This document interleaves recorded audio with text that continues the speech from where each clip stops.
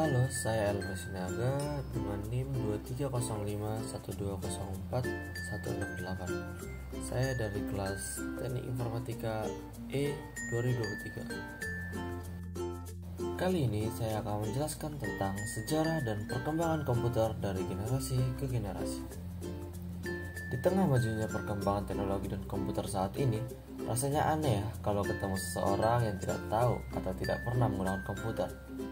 Bagaimana tidak, komputer sudah mengisi keseharian kita, mulai dari digunakan untuk bekerja, belajar, hingga bermain.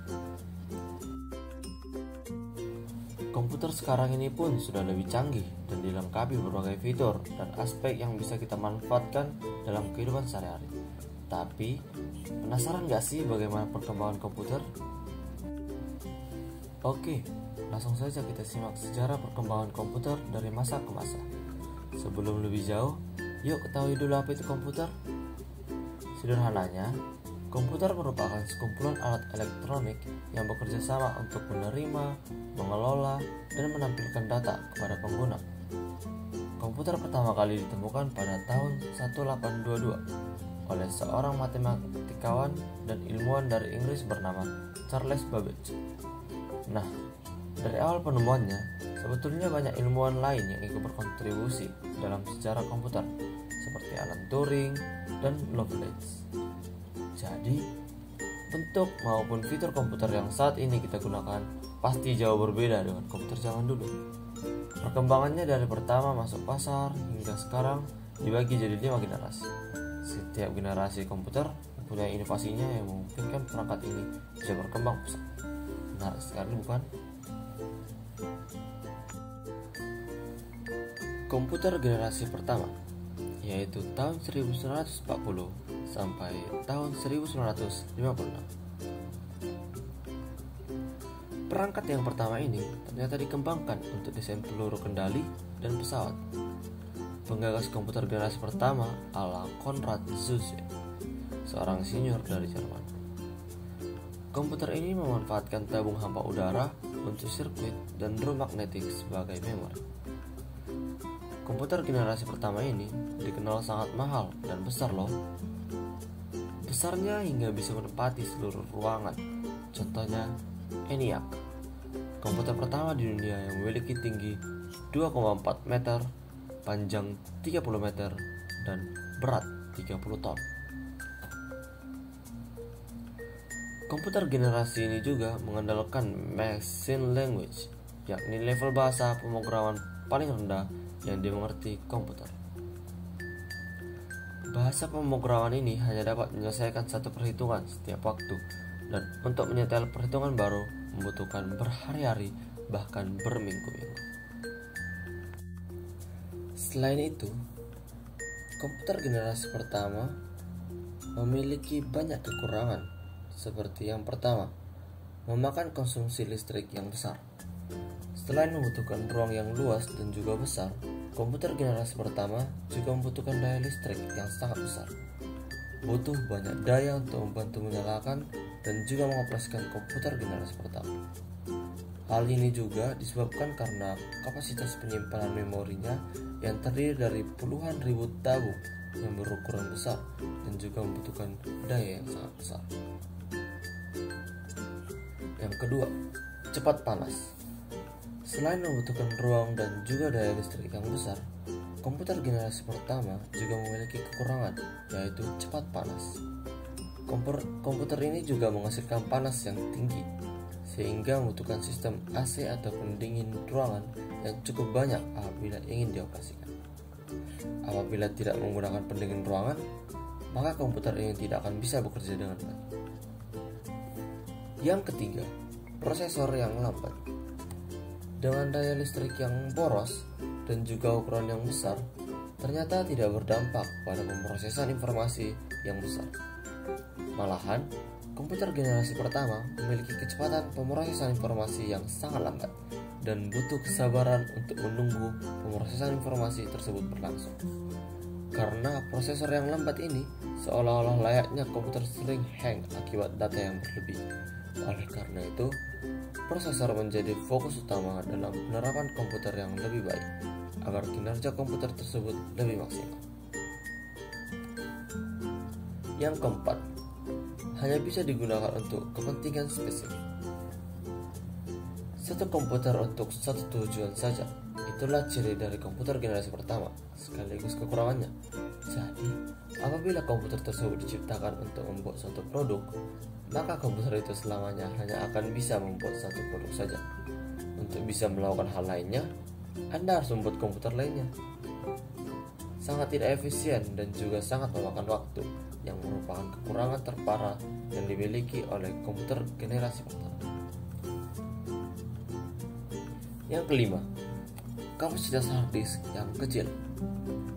Meskipun memiliki puluhan ribu tabung yang besar yang digunakan sebagai media penyimpanan, namun ternyata tetap saja kapasitas penyimpanan memori pada komputer generasi pertama tergolong sangat kecil. Sangat tidak sebanding dengan puluhan ribu tabung memori dan juga ukuran komputer yang sangat besar saat itu. Yang keenam, hanya bisa dioperasikan menggunakan bahasa mesin. Jangan harap Anda orang awam bisa mengoperasikan komputer generasi pertama. Tanpa didukung sistem operasi, komputer generasi pertama hanya bisa dijalankan dengan menggunakan bahasa pemrograman mesin yang jauh lebih rumit dan juga repot, bahkan jika dibandingkan dengan sistem operasi DOS sekalipun. Hal ini memastikan bahwa hanya seorang insinyur sajalah yang sanggup mengoperasikan komputer generasi pertama. Yang ketujuh, lebih banyak digunakan untuk bisnis. Komputer generasi pertama juga lebih banyak digunakan untuk kepentingan bisnis. Belum bisa digunakan untuk kepentingan personal, seperti mengetik dan mendengarkan lagu seperti saat ini. Yang ke-8, hanya dimiliki oleh kalangan terbatas.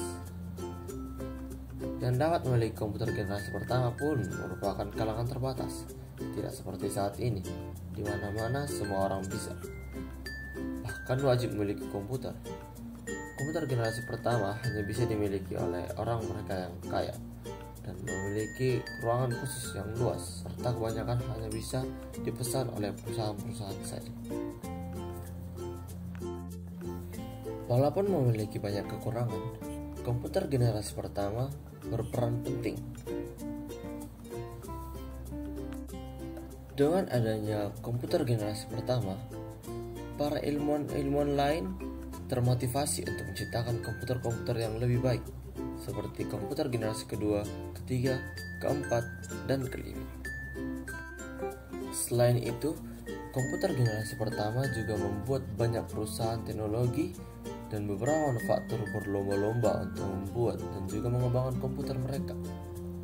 Tercatat ada beberapa perusahaan teknologi yang ikut andil dalam persaingan komputer generasi pertama, seperti IBM, Univac, Brooks, dan Honeywell.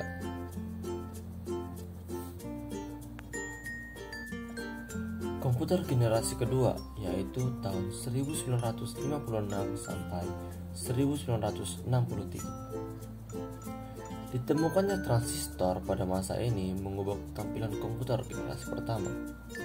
Perkembangan generasi kedua menjadi awal perkembangan komputer dengan digantinya tabung hampa dengan transistor.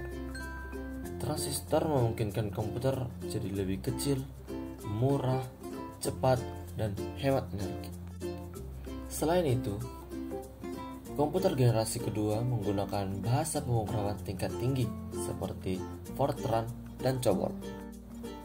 Bahasa pemrograman tingkat tinggi ini memudahkan programmer untuk mengembangkan program yang lebih kompleks dan efisien. Komputer generasi kedua ini juga sudah dikembangkan dengan sistem operasi seperti Unix yang banyak digunakan oleh orang-orang hingga saat ini. Sistem operasi ini memungkinkan pengguna komputer yang lebih efisien dan lebih mudah. Kelebihan dari komputer generasi kedua ini adalah ukurannya yang lebih kecil dan lebih ringan, peningkatan kecepatan pemrosesan data, kapasitas memori yang lebih besar, lebih hemat energi, dan peningkatan efisiensi dalam pemrosesan data. Terlepas dari itu semua, Komputer generasi kedua sudah digunakan untuk pemrosesan transaksi keuangan, sistem reservasi penerbangan, pengembangan aplikasi bisnis seperti sistem inventory dan akuntansi, dan penggunaan dalam riset dan pengembangan ilmiah. Komputer generasi ketiga yaitu tahun 1964 sampai tahun 1971. Komputer generasi ketiga ditandai dengan pengembangan integrated circuit.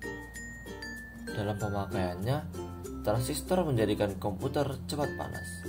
Hal ini yang mengakibatkan komputer generasi kedua mulai digantikan. Lalu, pada tahun 1958, Jack Billy menciptakan IC atau Integrated Circuit Chip.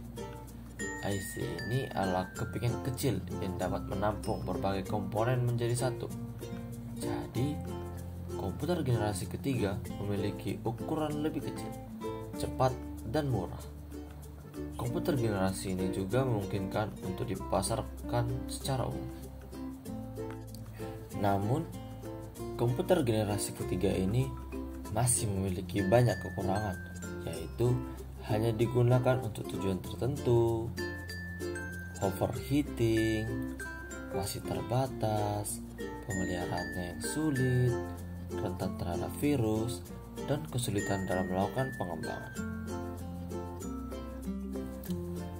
Komputer generasi keempat, yaitu tahun 1971 sampai sekarang. Komputer generasi keempat memiliki terobosan berupa mikroprosesor yang dapat menyatukan ribuan IC ke dalam sebuah kiping silikon. Kalau komputer generasi pertama yang besarnya bisa menempati seluruh ruangan, komputer generasi keempat sudah dapat digenggam manusia. Pada masa ini, mulailah muncul juga laptop yang dapat dibawa kemana-mana. Seiring waktu, mereka pun dapat dihubungkan dalam sebuah jaringan yang kemudian menjadi awal perkembangan internet. Komputer generasi kelima. Nah, komputer yang kita gunakan sekarang ini adalah komputer generasi kelima. Ditandai dengan adanya LSI atau Large Scale Integration, di mana ribuan mikroprosesor dapat dipadatkan dalam sebuah mikroprosesor. Komputer ini juga ditandai dengan kemunculan semikonduktor. Penggunaan nanoteknologi dan komputer kuantum juga akan merubah penampilan komputer yang kita kenal sebelumnya. Komputer generasi kelima dikembangkan untuk bisa merespons suara, bahasa, dan mampu belajar secara sadar.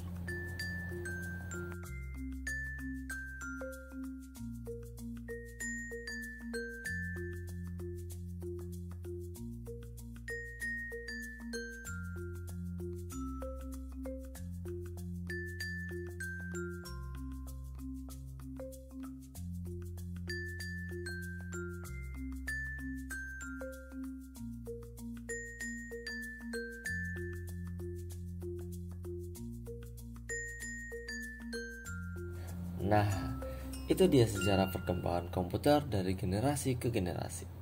Ternyata berbeda sekali ya tampilan dan fungsi komputer yang kita gunakan sekarang dengan komputer pada generasi pertama. Kini, komputer menjadi salah satu alat elektronik yang tak dapat dipisahkan dari kehidupan sehari-hari. Tapi ingat, selalu gunakan kemajuan teknologi dengan bijak ya. Bye-bye.